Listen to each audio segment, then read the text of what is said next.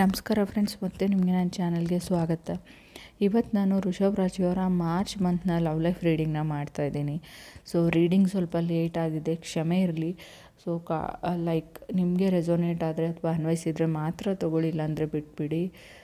Personal reading ಏನಾದರೂ ಬೇಕಾಗಿದ್ದರೆ ಖಂಡಿತವಾಗ್ಲೂ ನಾನು ಇವಾಗ ಯಾವ ಥರ ವೀಡಿಯೋಸ್ನ ಅಪ್ಲೋಡ್ ಮಾಡ್ತಾಯಿದ್ದೀನಿ, ವಾಯ್ಸ್ ನಿಮಗೆ ಅಷ್ಟೇ ಬರುತ್ತೆ, ಸೊ ವಿಡಿಯೋ ಕಾಣಲ್ಲ. ಸೊ ಅದೇ ಥರನೇ ಪರ್ಸ್ನಲ್ ರೀಡಿಂಗ್ ಕೊಡೋದು ನಾನು. ಇನ್ ಕೇಸ್ ಏನಾದರೂ ಬೇಕಾಗಿದ್ದರೆ ಸೊ ಕಮೆಂಟ್ ಮಾಡಿ, ನನ್ನ ನಂಬರ್ನ ಸೆಂಡ್ ಮಾಡ್ತೀನಿ. ಋಷಭ್ ರಾಶಿಯವ್ರಿಗೆ ಕಾರ್ಡ್ಸ್ನ ಶಫಲ್ ಮಾಡಿದಾಗ ಎಂಪ್ರೆಸ್ ಕಾರ್ಡ್ ಬಂದಿದೆ.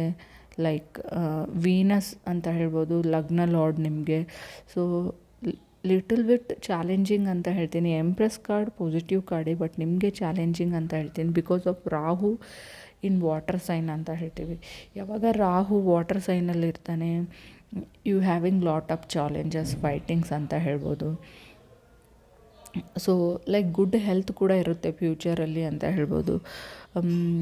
ಫಾಸ್ಟ್ 2 ಇಯರ್ಸಿಂದ ಯಾವುದ್ರ ಬಗ್ಗೆ ಏನಾದರೂ ನೀವು ವರ್ಕ್ ಮಾಡ್ತಾಯಿದ್ರೆ ಚಾಲೆಂಜಿಂಗ್ ಅಂತ ನಿಮ್ಗೆ ಅನಿಸಿದರೆ ಅದ್ರ ಬಗ್ಗೆ ನಿಮಗೆ ಗುಡ್ ನ್ಯೂಸ್ ಬರೋವಂಥ ಚಾನ್ಸಸ್ ಇದೆ, ಪ್ರೋಗ್ರೆಸ್ ಆಗುವಂಥ ಚಾನ್ಸಸ್ ಇದೆ ಅಂತ ಹೇಳ್ಬೋದು.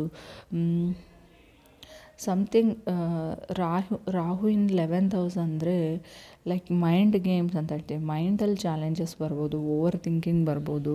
10th ಹೌಸಲ್ಲಿ ಸನ್ ಇರೋದ್ರಿಂದ ಸಮಥಿಂಗ್ ನಿಮಗೆ ಏನೋ ಚೆನ್ನಾಗಿಲ್ಲ ಅಂತ ಅನಿಸ್ಬೋದು, ಬೇರೆಯವ್ರನ್ನ ನಂಬೋಕ್ಕಾಗದೇ ಇರ್ಬೋದು, ಆ ಥರ ಸಿಚುವೇಶನ್ ಅಂತ ಹೇಳ್ಬೋದು. ಸೆಕೆಂಡ್ ಕಾರ್ಡ್ ನನಗೆ 3 ಆಫ್ ಸೋರ್ಡ್ಸ್ ಬಂದಿದೆ ವಿತ್ 7 ಆಫ್ ಸೋರ್ಡ್ಸ್ ಜೊತೆ. ನಿಮ್ಮ ಪಾರ್ಟ್ನರ್ ಜೊತೆ ಅವ್ರ ಫ್ಯಾಮ್ಲಿ ಮೆಂಬರ್ ಸೇರಿ ನಿಮಗೆ ಮೋಸ ಮಾಡಿರೋಂಥ ಚಾನ್ಸಸ್ ಇದೆ. ಆಲ್ರೆಡಿ ಕೆಲವರು ಮದುವೆ ಆಗಿರ್ಬೋದು, ಮದುವೆಯಲ್ಲಿ ಮೋಸ ಆಗಿರ್ಬೋದು ಅಂತ ಹೇಳ್ತೀನಿ ನಾನು. 6 ಮಂತ್ಸಲ್ಲಿ ಆಗಿದೆಯೋ, 2 ವರ್ಷ ಅಂತ ಅಂದ್ಕೊಳ್ಳಿ. ಕೆಲವ್ರಿಗೆ ಫ್ರೆಂಡ್ಸ್ ಎಲ್ರಿಗೂ ಅನ್ವಯಿಸಲ್ಲ.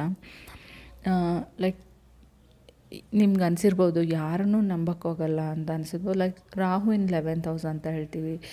ಪ್ಲ್ಯಾನೆಟ್ ಚೆನ್ನಾಗಿಲ್ಲ, ನಿಮ್ಮ ಟೈಮ್ ಚೆನ್ನಾಗಿಲ್ಲ ಅಂದರೆ ಕೆಲವೊಮ್ಮೆ ಈ ಥರ ಸಿಚುವೇಶನ್ಸ್ ಆಗಿರುತ್ತೆ ಅಂತ ಹೇಳ್ಬೋದು. ಥರ್ಡ್ ನನಗೆ 7 ಆಫ್ ಸೋರ್ಡ್ಸ್ ಬಂದಿದೆ ಅಂತ ಆಲ್ರೆಡಿ ಹೇಳಿದರೆ. ಅವ್ರ ಫ್ಯಾಮ್ಲಿ ಮೆಂಬರ್ಸ್ ಚೆನ್ನಾಗಿದ್ದೀರಾ ಅಂತ ಅಂದ್ಕೊಂಡಿದ್ರಿ. ಇವಾಗ ಅವರು ನಂಬಿಕೆ ದ್ರೋಹ ಮಾಡಿದರು, ಅವರು ಸರಿ ಇಲ್ಲ ಅಂತ ಅನಿಸೋ ವಿಚಾರ ನಿಮ್ಗೆ ಗೊತ್ತಾಗಿದೆ, ಅರ್ಥ ಆಗಿದೆ ಅಂತ ಅನಿಸುತ್ತೆ. 4th ಕಾರ್ಡ್ ನನಗೆ ಹರ್ಮೆಟ್ ಕಾರ್ಡ್ ಬಂದಿದೆ. ಡಿಪ್ರೆಷನ್, ಎಕ್ಸಾಸ್ಟೆಡ್, ಒಂಟಿ ಆಗಿದ್ದೀನಿ, ಸೋಲ್ ಸರ್ಚಿಂಗ್ ಕಾರ್ಡ್ ಅಂತ ಹೇಳ್ತೀನಿ. ಎಸ್ಪೆಷಲಿ ಋಷಭ್ ರಾಶಿಯವರಿಗೆ ಈ 6 ಮಂತ್ಸಿಂದ ನಿಮ್ಮ ಲೈಫಲ್ಲಿ ಯಾರ ಲೈಫಲ್ಲಿ ಏನು ಆಗಬಾರ್ದು ಅದೆಲ್ಲ ಆಗಿದೆ ಅಂತ ನಾನು ಅಂದ್ಕೊಂಡಿದ್ದೀನಿ. ತುಂಬ ಕಷ್ಟನ ನೋಡಿದ್ರೆ ಕೆಲವರು 2 ಇಯರ್ಸ್ ಅಂತ ಹೇಳಿದ್ದೀನಿ ನಾನು. ರೀಸೆಂಟ್ಲಿ 6 ಮಂತ್ಸಲ್ಲಂತೂ ತುಂಬ ಕಷ್ಟ ಆಗಿದೆ ಕೆಲವರಿಗೆ ಅಂತ ಕಾರ್ಡ್ ಹೇಳ್ತಾ ಇದೆ. ಮೋಸ ಹೋಗಿದ್ದೀರಾ ಅಂತ ಲಿಟ್ರಲಿ ಹೇಳ್ಬೋದು ನಾನು. 5th ನನಗೆ ಟೆಂಪ್ರೆನ್ಸ್ ಕಾರ್ಡ್ ಜೊತೆಗೆ 4 ಆಫ್ ಸಾರ್ಡ್ಸ್ ಬಂದಿದೆ. ನಿದ್ದೆ ಬರ್ತಾಯಿಲ್ಲ ಕೆಲವರಿಗೆ ಅಂತ ಹೇಳ್ತೀನಿ. ತುಂಬ ಅಟ್ಯಾಚ್ಮೆಂಟ್ ಇರುತ್ತೆ, ತುಂಬ ನಂಬಿರ್ತೀರ. ಸಡನ್ನಾಗಿ ಆ ವ್ಯಕ್ತಿ ಕಂಫರ್ಟ್ ಝೋನಿಂದ ಅಥವಾ ತುಂಬ ಕಮ್ಯುನಿಕೇಷನ್ ನಡೀತಾ ಇರುತ್ತೆ, ತುಂಬ ಪ್ಯಾಂಪರಿಂಗ್ ಇರುತ್ತೆ.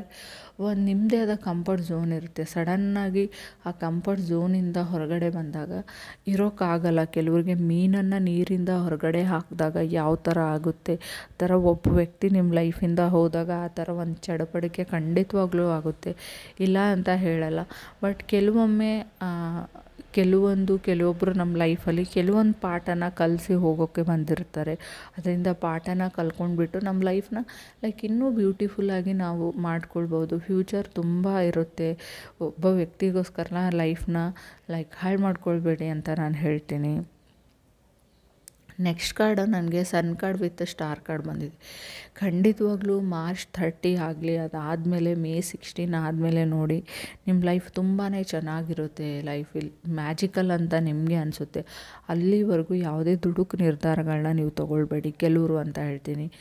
ಖಂಡಿತವಾಗ್ಲೂ ಕೆಲವರಿಗೆ ನಾನು ಗುಡ್ ಹೆಲ್ತ್ನ ಹೇಳ್ತೀನಿ. ಸೊ ಯಾರಾದರೂ ನಿಮಗೆ ಪ್ರಪೋಸ್ ಮಾಡ್ಬೋದು, ನೀವು ಯಾರಿಗಾದರೂ ಪ್ರಪೋಸ್ ಮಾಡ್ಬೋದು. 2 ಆಫ್ ಕಪ್ಸ್ ಕೂಡ ಕಾರ್ಡ್ ಬಂದಿದೆ. ಆಲ್ರೆಡಿ ಕೆಲವ್ರಿಗೆ ಸೆಕೆಂಡ್ ಮ್ಯಾರೇಜ್ ಆಫರ್ಸ್ ಬರ್ತಾ ಇರ್ಬೋದು ಅಂತ ಹೇಳ್ತೀನಿ. ಬಟ್ ನೀವಿನ್ನೂ ಹಳೆಯ ಫಸ್ಟ್ ಮ್ಯಾರೇಜಿಂದ ಹೊರಗಡೆ ಬಂದಿಲ್ಲ, ಲಿಟ್ರಲಿ ಮೈಂಡ್ ಫುಲ್ಲಿ ಅಂತ ಹೇಳ್ಬೋದು. ಥಾಟ್ ಪ್ರೊಸೆಸ್ಸಲ್ಲಿ ಅಂತ ಹೇಳುತ್ತೆ.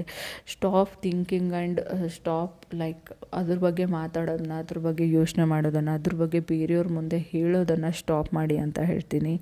ಸೊ ಪಾಸಿಟಿವ್ ಥಿಂಕ್ ಮಾಡಿ, ಪಾಸಿಟಿವ್ ಯೋಚನೆ ಮಾಡಿ, ಎಲ್ಲಾದರೂ ಟ್ರಿಪ್ಪಿಗೆ ಹೋಗಿ ಟ್ರಾವೆಲ್ ಮಾಡಿ. ಕೆಲವ್ರಿಗೆ ಇನ್ನು ಬಿಸ್ನೆಸ್ಸಲ್ಲಿ ಮೋಸ ಹೋಗಿದ್ರು ನಾನು ಅದೇ ಹೇಳ್ತೀನಿ.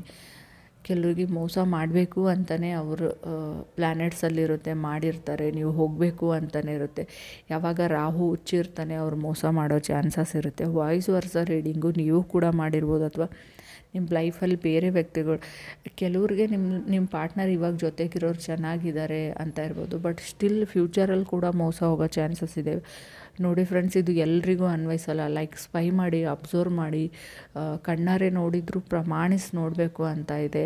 ಸಡನ್ನಾಗಿ ಯಾವ ಡಿಸಿಷನ್ಸ್ನೂ ತೊಗೊಳ್ಬೇಡಿ. ಕಾರ್ಡ್ಸ್ ಎಲ್ಲರನ್ನೂ ಚೂಸ್ ಮಾಡ್ಕೊಳ್ಳಲ್ಲ, ಕೆಲವ್ರನ್ನ ಮಾತ್ರ ಚೂಸ್ ಮಾಡ್ಕೊಂಡಿರುತ್ತೆ. ಸೊ ನಿಮ್ಮದೇ ರೀಡಿಂಗ್ ಅಂತ ಅನಿಸಿದರೆ ಮಾತ್ರ 1000% ಶೋರ್ ಇದ್ದರೂ ಕೂಡ ತುಂಬ ಯೋಚನೆ ಮಾಡಿ, ಅಬ್ಸರ್ವ್ ಮಾಡಿ. ಲೈಕ್ ನಿಮಗೆ ಅನುಮಾನ ಪಡೋದು ಒಳ್ಳೆಯದು, ಬಟ್ ಎದುರುಗಡೆ ಇರೋರಿಗೆ ಆ ಡೌಟ್ಸ್ನ, ಅನುಮಾನನ ನೀವು ಅನುಮಾನ ಪಡ್ತಾ ಇದ್ದೀರಾ ಅಂತ ತೋರಿಸ್ಕೊಳ್ಬಾರ್ದು ಅಂತ ಹೇಳ್ತೀನಿ ನಾನು. ಸೊ ಅಲ್ಲಿ ಯಾವುದೇ ಪ್ರಾಬ್ಲಮ್ ಬರೋದಿಲ್ಲ. ಸೊ ಸನ್ ಕಾರ್ಡ್ ಇದೆ, ಗುಡ್ ನ್ಯೂಸ್ ಕೇಳುವಂಥ ಟೈಮ್ ಅಂತ ಹೇಳ್ತೀವಿ. ಸೊ ಪಾಸಿಟಿವ್ ನ್ಯೂಸ್ ಬರುತ್ತೆ. ಯಾವುದಕ್ಕೆ ನೀವು ವೇಟ್ ಮಾಡ್ತಾಯಿದ್ರೆ 2 ವರ್ಷದಿಂದ ಆ ನ್ಯೂಸು ಬರುತ್ತೆ. Thank you.